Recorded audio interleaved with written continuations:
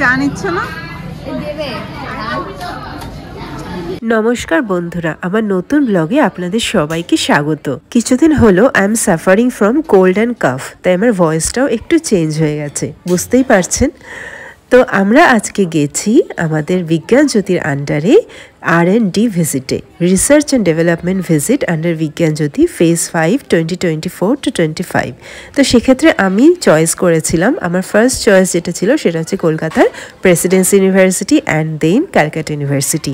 তো সবার আগে আমি দুজন ইউনিভার্সিটিরই যিনি প্রফেসর রয়েছেন তাদের মেল করে দিয়েছিলাম, আগে থেকেই করে দিয়েছিলাম যে আজকে আমরা যাচ্ছি তাদের ল্যাব ভিজিট করতে এবং কতজন স্টুডেন্ট নিয়ে যাচ্ছি সেটাও আমি মেল করে দিয়েছিলাম।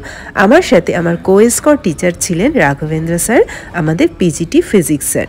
তো আমাদের সাথে ছিল ক্লাস 12 সায়েন্সের স্টুডেন্টরা আর 10B স্টুডেন্টরা, কারণ এর আগে ভিজিটে 10A গেছিলো, তাই এইবারে 10B এর ক্লাস স্টুডেন্টসরা গেছিলো আমাদের সাথে। আমরা সকাল 7:30টার সময় আমাদের জার্নি স্টার্ট করেছিলাম, আর দেখতেই পাচ্ছেন সমস্ত স্টুডেন্টরা ভীষণ এনজয় করতে করতে জার্নি কন্টিনিউ করছে। তো চলুন দেখতে থাকুন আমাদের জার্নিটা কেমন ছিল।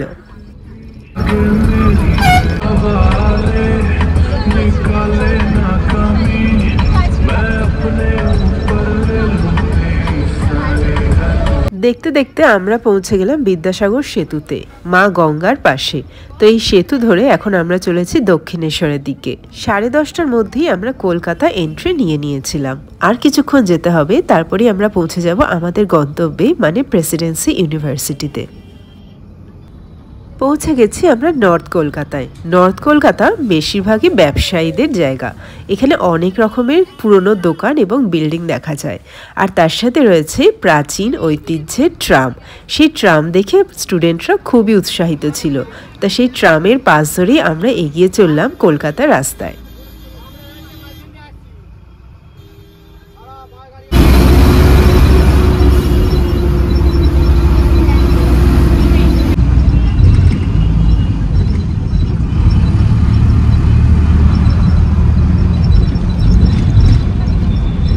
অনেক কিছু পাশ দিয়ে চলেছে, যেমন এখন ক্রাইস্ট চার্চ, সেখানে সেলিব্রেশন হচ্ছে 185 ইয়ার্সের। আর এই আমাদের কলকাতার রাস্তা, নর্থ কলকাতার রাস্তা।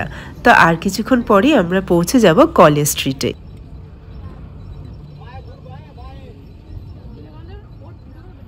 পৌঁছে গেছি আমরা কলেজ স্ট্রিটের বইপাড়ায়, সেখানে অনেক বইয়ের ধকল সামলে আমরা এগিয়ে চলেছি। এত বই যে আপনি কনফিউজড হয়ে যাবেন কোনটা ছেড়ে কোনটা দেখবেন। প্রচুর স্টল রয়েছে, মেইনলি এটা বই বাজার। সব রকমের বই, কম্পিটিটিভ এক্সাম থেকে শুরু করে স্কুল, কলেজ, ইউনিভার্সিটি, সব রকম বই এখানে পাওয়া যায়। কলকাতার একটি বিখ্যাত মার্কেট হচ্ছে কলেজ স্ট্রিটের মার্কেট। শুধুমাত্র বই পড়ার জন্যই নয়, এখানে রয়েছে রিনাউন্ড ইউনিভার্সিটিস, যেমন হিন্দু কলেজ, বহু প্রাচীন প্রেসিডেন্সি কলেজ, আর কলকাতা বিশ্ববিদ্যালয়ের দ্বারভাঙা ব্রাঞ্চ। তো আমরা এখন পৌঁছে গেছি আমাদের মেইন গন্তব্যে, প্রেসিডেন্সি ইউনিভার্সিটির মেইন এন্ট্রান্স গেটে। তো সেখানে আমাদের যিনি স্যার, অর্ণব স্যার প্রফেসর, উনি ফিজিক্যাল কেমিস্ট্রির প্রফেসর এবং HOD অফ প্রেসিডেন্সি ইউনিভার্সিটি। তো ওনাকে আগে থেকেই বলা ছিল। তো সিকিউরিটি গার্ডকেও আমরা বললাম, এবং স্টুডেন্টদের আই কার্ড যেহেতু সাথে ছিল, তাই আমরা সহজেই এন্ট্রি পেয়ে গেলাম প্রেসিডেন্সি ইউনিভার্সিটিতে, এবং আমরা এন্ট্রি করে ফেলেছি। দেখুন, এইটা হচ্ছে মেন এন্ট্রান্সের সামনে যে চত্বরটা। অ্যাকচুয়ালি আমার ইউনিভার্সিটিও ছিল প্রেসিডেন্সি ইউনিভার্সিটি, আর আমরা এই মেন এন্ট্রান্সে বহুবার এসেছি আর গেছি। আর এই বাসগুলো এখানেই দাঁড়িয়ে আছে, আর তার সামনেই আমরা আমাদের বাসটা এখানে দাঁড় করাতে পারিনি, পার্ক করাতে পারিনি, স্যার বলেছিলেন একটু দূরে পার্ক করাতে। তো এখানে মেইন ইউনিভার্সিটি যে সমস্ত মান্থলি বিল ছিল সেগুলো পেমেন্ট করা হতো। তারপরে আমরা আরও এগিয়ে চললাম, ফিজিক্স ডিপার্টমেন্ট, বায়োলজি ডিপার্টমেন্ট, এগুলোর পাশ দিয়ে চলেছি আমরা, এবং এই যে মেইন ফিল্ড যেটা রয়েছে ইউনিভার্সিটির, তার পাশ দিয়ে যে রাস্তাটা, সেটা দিয়ে আমরা চলেছি। একদম শেষে রয়েছে কেমিস্ট্রি ডিপার্টমেন্ট, সেখানে ডিরোসিও হলে আমরা যাব। তার সামনে রয়েছে জিওলজি ডিপার্টমেন্ট।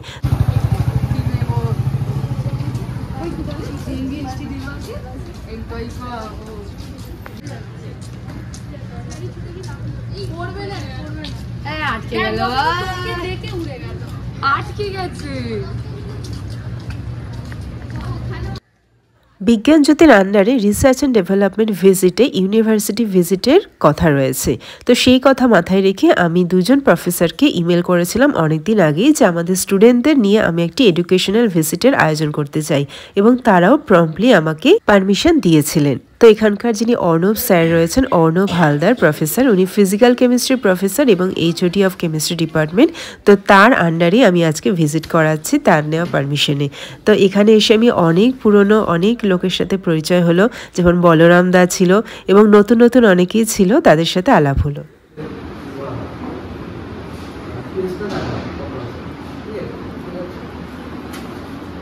রিসার্চ স্কলার ইন্টারাকশনের পরে আমরা চলে এসেছি এপিসি মিউজিয়ামে। আচার্য প্রফুল্লচন্দ্র রায়ের একদম নিজের হাতে ব্যবহৃত কেমিক্যালস এবং তার যে অ্যাপারেটাস ছিল সেটা নিয়ে একটি মিউজিয়াম তৈরি করা হয়েছে এবং সেন্ট্রাল লাইব্রেরিও করা রয়েছে। এখন আমরা রয়েছি কেমিস্ট্রি ডিপার্টমেন্টের ফিজিক্যাল বিভাগে এবং সেখানের যে ল্যাবটা সেটা স্টুডেন্টদের ভিজিট করানো হচ্ছে। এখানকার যারা রিসার্চ বা প্রজেক্ট সায়েন্টিস্ট রয়েছেন তারাই মেইনলি গাইড করছেন স্টুডেন্টদের। কোন অ্যাপারেটাস কোন কেমিক্যাল কী কাজে ব্যবহৃত হয়, তাদের রিয়াকশন কীরকম হয়, প্রোডাক্ট কীরকম হয়, সব ব্যাপারেই রিসার্চ যারা সায়েন্টিস্ট রয়েছেন, প্রজেক্ট সায়েন্টিস্ট রয়েছেন, তারা বলছিলেন আমাদের স্টুডেন্টদের, এক্সপ্লেন করে দিচ্ছিলেন এবং আমাদের স্টুডেন্টরাও খুব আগ্রহের সাথে সেগুলো শুনছিল। ফিজিক্স স্যারও তাদের সাথেই রয়েছিল সুপারভিশনে। তো আমরা ফিজিক্যাল কেমিস্ট্রি বিভাগ থেকে এবার আমরা নিচে চলেছি ইনঅর্গানিক বিভাগে এবং লেকচার থিয়েটার হলে। এই যে হলটা দেখছেন এটা হচ্ছে CLT1 কেমিস্ট্রি লেকচার থিয়েটার হল 1। এখানে বসে পড়ানো হয়, মানে প্রফেসর যারা রয়েছেন তারা লেকচার দেন এবং স্টুডেন্টরা এখানে বসে স্টাডি করে। যারা ইউনিভার্সিটির একদম ফ্রেশার্স তাদের ফার্স্টে এসে এই CLTতেই বসে এবং তাদের ফ্রেশার্স ওয়েলকাম হয়। এখানেই মেইনলি লেকচার দেওয়া স্টার্ট হয় ফ্রম দ্য ফার্স্ট ডে। তো আমিও এখানে বসেই লেকচার স্টার্ট করেছিলাম আমার ইউনিভার্সিটি ডেজে। তো ইউনিভার্সিটির অনেক কথাই মনে পড়ে যাচ্ছিল এবং অনেক মোমেন্টস আবার রিকল করছিলাম। খুব ভালো লাগছিল, একটু খারাপও লাগছিল যে সেই দিনগুলো যদি আবার ফেরত পেতাম। আবার ভালোও লাগছিল যে আমি আরেকবার আসার সুযোগ পেয়েছি আমাদের স্কুলের জন্যই আমার এই প্রেসিডেন্সি ইউনিভার্সিটিতে।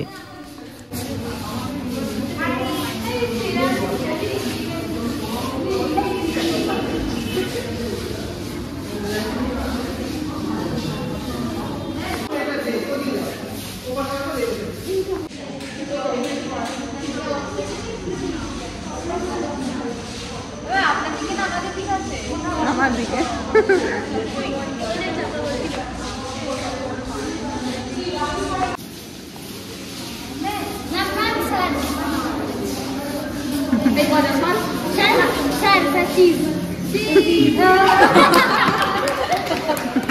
এটা ভালো ছিল স্যার।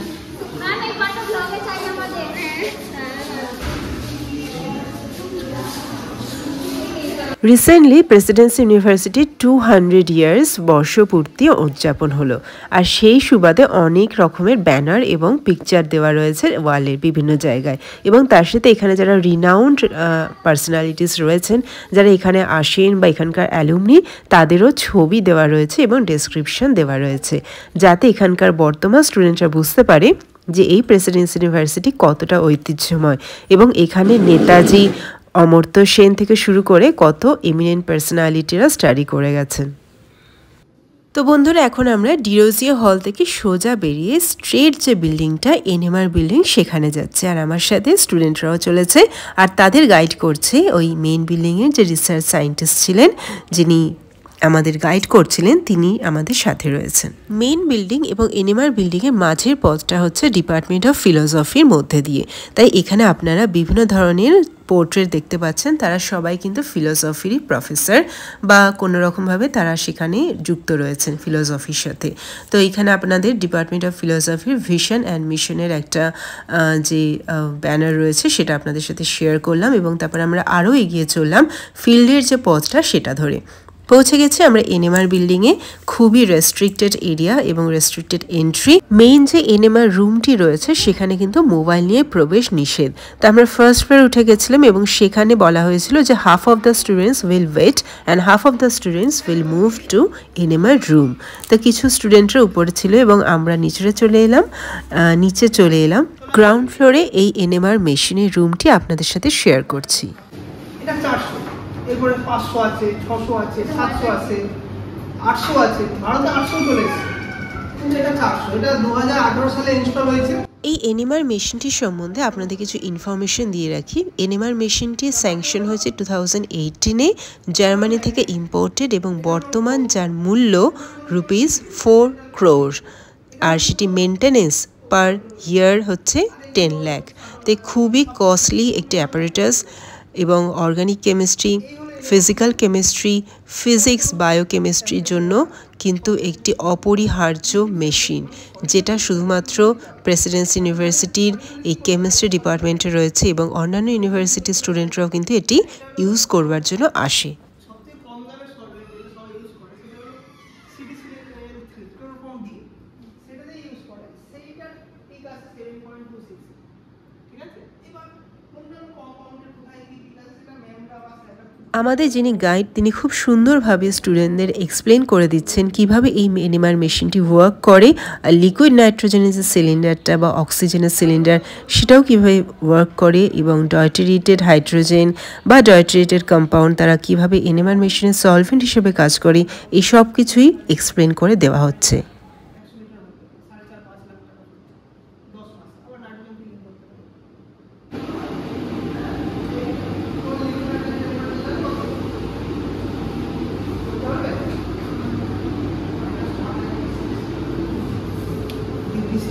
একটু হাত দিলে কিছু হবে না, বেড়ে যাচ্ছে। এই যে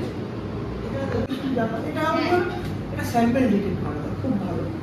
এখানে ওই যে দেখছো কালো প্লট দেখাচ্ছ, ওখান থেকে এটা এনএমআর টিউব, এখানে খুব কম স্যাম্পল, একদম কম 2 mg, ঠিক আছে, দিয়ে সেটাতে কোনো সলভেন্ট, এই যে ডিজায়ার সব সলভেন্ট না, যেমন ধরো CDCl3, DMSO, D6, MEOD, D2O, এই সমস্ত সলভেন্টে এগুলো ডিজলভ করতে। এবার কোন সলভেন্ট ওই স্যাম্পলটা ডিজলভ হবে সেটা টেস্ট করে জানতে লাগবে, করে সেইটাকে ওখানে দিয়ে এখানে অনেক কিছু টেস্ট করা হয়, যেমন 1H করা হয়, 13C করা হয়, ডেপথ করা হয়, 2Dর মধ্যে আছে কোজি, নোজি, এগুলো অনেক কিছু টেস্ট করতো না, মানে মাস্টার্স থেকে অনেক করবে এগুলো সম্ভব। তো স্যাম্পলটা খুব সহজে বোঝা যায় তোমার স্যাম্পলটা তৈরি হয়েছে। জাস্ট এই টেস্টটা কেন করা, যে স্যাম্পলটা তৈরি হয়েছে ও স্ট্রাকচারটা বোঝা যাবে। ধর এখানে একটা 1H স্যাম্পল করা আছে, 1H স্যাম্পল করা হয়েছে, এখানটায় এরকম পিক চলে আসবে, মানে গ্রাফ দেখে বুঝতে লাগবে। তোমার ধরো দেখা যাচ্ছে তোমার যে ডিজায়ার কম্পাউন্ড সেখানে একটা 6.5 পিক আসবে আসার কথা, একটা 8 পিক আসার কথা, ঠিক আছে। এই 6.5 8 পিক চলে এসেছে, তার মানে হয়েছে। তো এখানে চেক করতে পারো, এখানে কি এলিমেন্ট অনুযায়ী পিকগুলো আছে। হ্যাঁ, তোমার যে কম্পাউন্ড, এবার হ্যাঁ, এবার এলিমেন্ট অনুযায়ী একদিকে এরকম পিক আছে।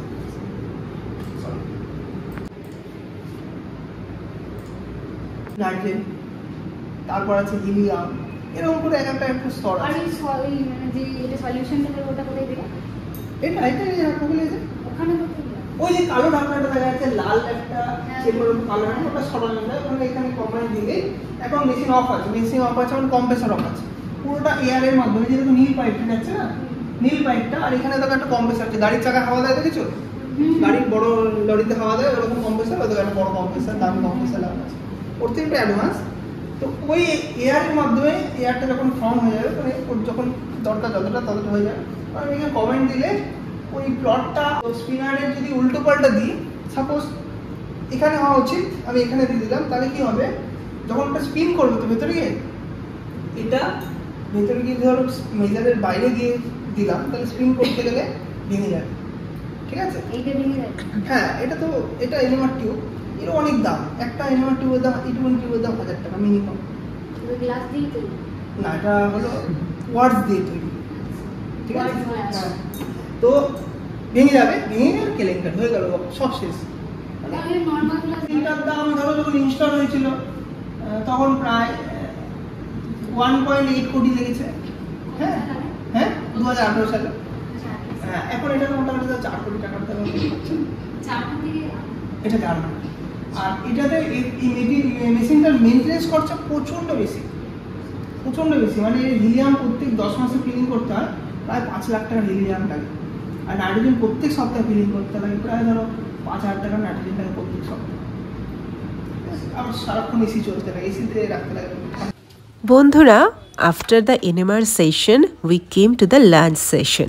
তাই আমরা সবাই প্রেসিডেন্সি ইউনিভার্সিটির যে টিরোজিও বিল্ডিংটা রয়েছে সেখানে ওয়েট করছিলাম এবং আমাদের জন্য বিরিয়ানি আনা হচ্ছিল। পাশের যে স্ট্রিটটি রয়েছে, যাকে আমরা মহাত্মা গান্ধী স্ট্রিট বলে জানি, সেই স্ট্রিটের সামনে এই বিরিয়ানির শপটি রয়েছে। বিরিয়ানির শপটির নাম আপনাদের দেখিয়ে দিই, মুঘল আরসালান বিরিয়ানি। তো এখান থেকেই আমরা per person 1 packet biryani, salad এগুলো অর্ডার করেছিলাম লাঞ্চে। চিকেন বিরিয়ানি স্টুডেন্টদের very favourite and I hope they enjoyed. তো তাদের মধ্যে দুজন যারা চিকেন খায় না, তারা ভেজ খাবে বলেছিল, তো তাদের নিয়ে আমি চললাম কলেজ স্ট্রিটে অন্য কিছু খাবারের খোঁজে। এবং এই বিল্ডিংটা দেখছেন, এখানে মেনলি প্রেসিডেন্সির সমস্ত বিল, মান্থলি যে কস্ট হয় স্টুডেন্টদের, সেগুলো পেমেন্ট করার অপশন দেওয়া হয়। এবং আমি এখন চলেছি টেস্টি দোকানে, যেটি কলেজ স্ট্রিটের একটি ফেমাস ফাস্ট ফুডের দোকান। তো আমার যে দুটি স্টুডেন্ট আমার সাথে ছিল, তারা আমাকে বলেছিল তারা আইদার নুডলস বা রোল খেতে পারে, তো তারা তাদের মতো পছন্দ করে খাবে। সেই জন্য আমরা চললাম টেস্টি ফুড স্ন্যাক্সের দোকানে।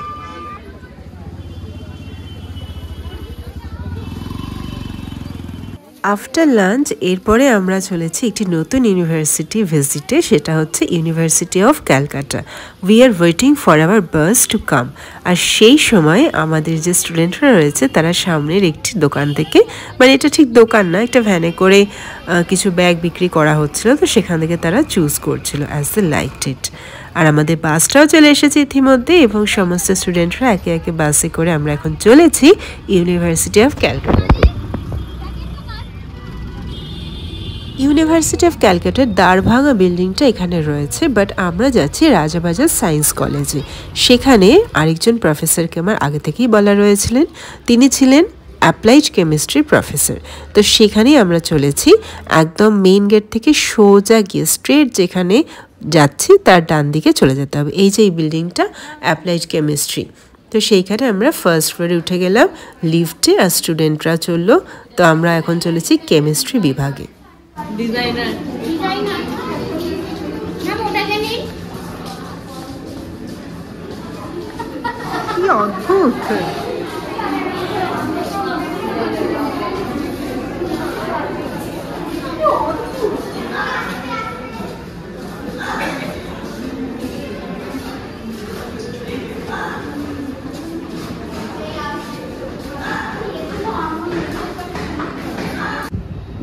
ক্যাম্পাসেই হচ্ছে আমার ডিপার্টমেন্টেই হচ্ছে আমি এখানে পড়াশোনা করেছি, এখানকার স্টুডেন্ট আমি। এইখানেই আমার কোয়ালিফিকেশন হচ্ছে গ্র্যাজুয়েশন করেছি, হায়ার সেকেন্ডারি পাস, তারপরে বিএসসি ইন কেমিস্ট্রি, তারপরে BTech in polymer science and technology, তারপরে MTech in polymer science and technology, PhD in polymer science and technology, তারপরে পোস্টডক 2 বছর আইএসসি ব্যাঙ্গালোর, তারপরে দেন পোস্টডক আবার 1 বছর ইউএসএ আমেরিকাতে প্রিন্সিপাল ইউনিভার্সিটি। তারপরে এখানে নিজের দিনে ওটার মধ্যে করলে কি হবে, ওখানে যে এক্সস্ট ফ্যান আছে, যেটা আমরা বাড়িতে যেমন চিমনি ইউজ করি, সেই চিমনির মধ্যে ভিতরে একটা ফ্যান আছে, যেটা ব্লোয়ার, যেটা আওয়াজ হলো, সেটা পুরো ধোঁয়াটাকে বাইরে বের, ঠিক আছে। টু প্রোটেক্ট আওয়ারসেলফ আমরা এটাকে ইউজ করি। তাহলে আমরা যত কেমিক্যাল রিঅ্যাকশন আছে ওখানে সব যেগুলো একটা করে বক্স মতো লাগানো আছে, সেগুলো হচ্ছে সব হচ্ছে ম্যাগনেটিক স্টার্টার। ওকে, এগুলো হিট করা যায়, আবার এগুলো রোটেট করা যায়। এবার ম্যাগনেটিক স্টার্টার কোন কাজে লাগে, আমি ধরো এটার মধ্যে আমি কোনো সলিউশন নেব, এটা যেমন একটা আছে, এবার এটাকে আমি কি করতে চাইছি যে এর মধ্যে কোনো মিক্স করবো, এবার এটা স্টার্টিং করতে হবে। স্টার্টিং করার জন্য আমার কি দরকার, কিছু স্টার্টার দরকার। এবার আমরা হাত কিছু ইউজ করি না, এটা হচ্ছে রোটেশন। রোটেশন কি হবে, এখানে আমি দেখিয়ে দিই, এটা করতে হবে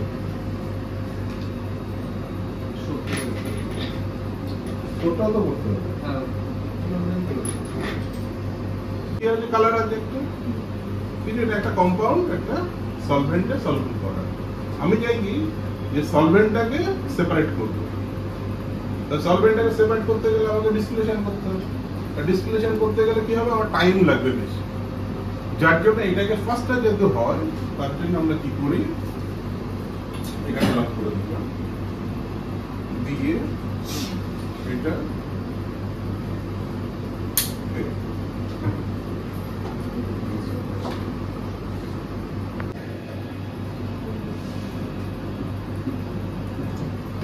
আছে, এখানে হট ওয়াটার আছে, টেম্পারেচার কত 45 ডিগ্রি, 0 ডিগ্রি।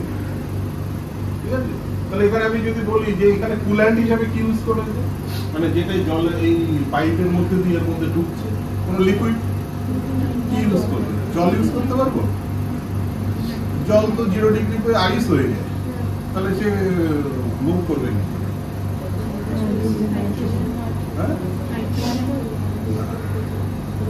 লিকুইড ইউজ করতে হবে। লিকুইড নাইট্রোজেন যেটা বলছে সেটা অনেক লো টেম্পারেচার, ওটা আমরা ইউজ করি। এখানে কুল্যান্ট হিসেবে ইউজ করা হচ্ছে আইসোপ্রোপাইল অ্যালকোহল আর গ্লিসারল। মার্কেটে অ্যামাজন থেকে এলইডি ল্যাম্প পাওয়া যায়, বিভিন্ন কালার দেবে, রিমোট কন্ট্রোলে করা হয় এবং সেটা আমরা দুটো লাইট করা হয় এবং ইংরেজি অনেক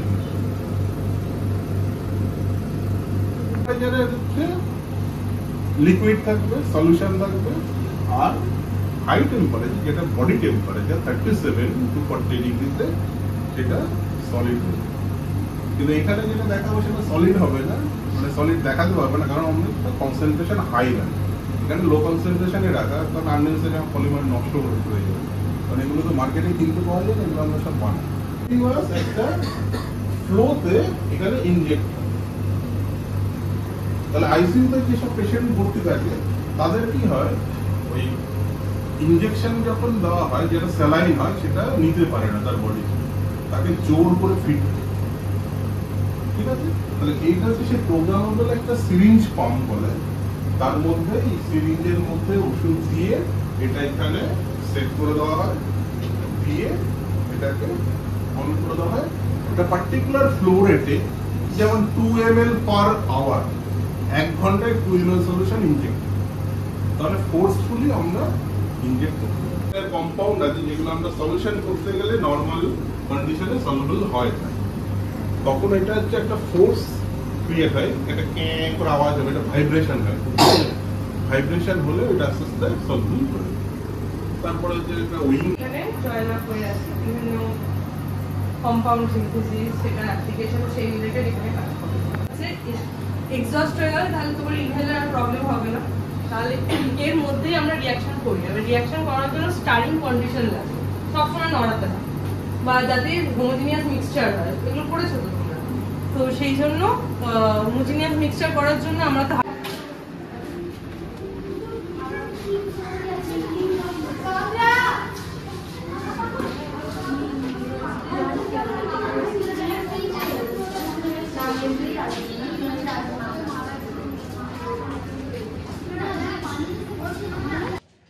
সো ফ্রেন্ডস, আজকের ভিজিটটা এখানেই ছিল ইউনিভার্সিটি অফ ক্যালকাটা হয়ে। এরপরে আমরা সোজা যাব আমাদের রিটার্ন জার্নিতে জেএনভি হুগলিতে।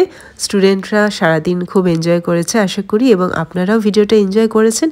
যদি ভিডিওটা ভালো লেগে থাকে প্লিজ একটা লাইক, শেয়ার, সাবস্ক্রাইব অনুরোধ রইল। আর এই ধরনের ভিজিট আমরা আবার করব আন্ডার বিজ্ঞান জ্যোতি নলেজ পার্টনার ভিজিট। এটা ছিল research and development visit under Vigyan Jyoti phase 5। তো আপনারা সবাই খুব ভালো থাকবেন এবং আশেপাশের সবাইকে ভালো রাখবেন। বাই বাই, টেক কেয়ার, জয় হিন্দ।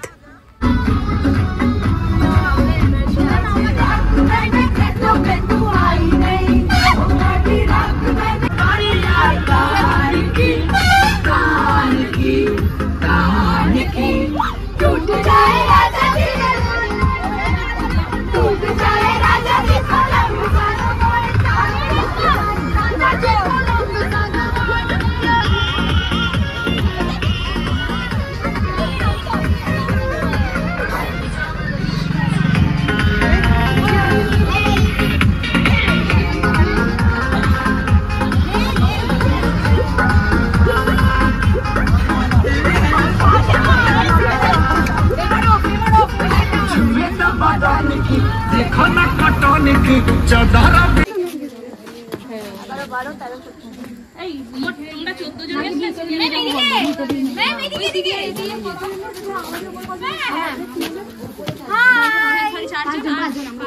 মোট 14 জন কি সিনিয়র এর কজন ছিল ma'am?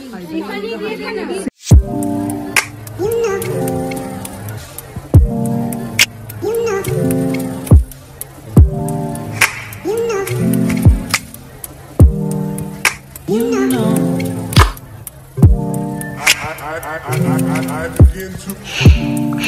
I begin to.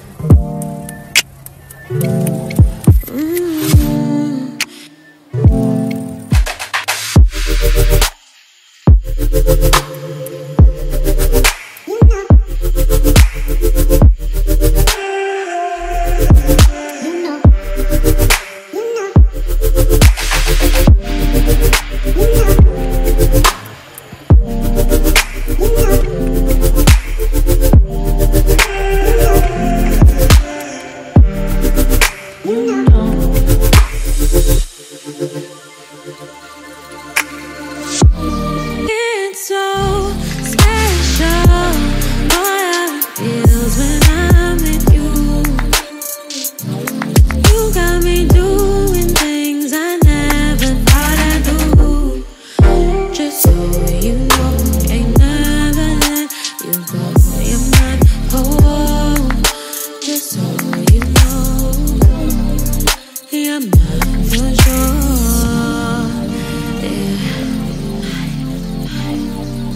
You're mine for sure. Yeah. Ooh, you're mine for sure.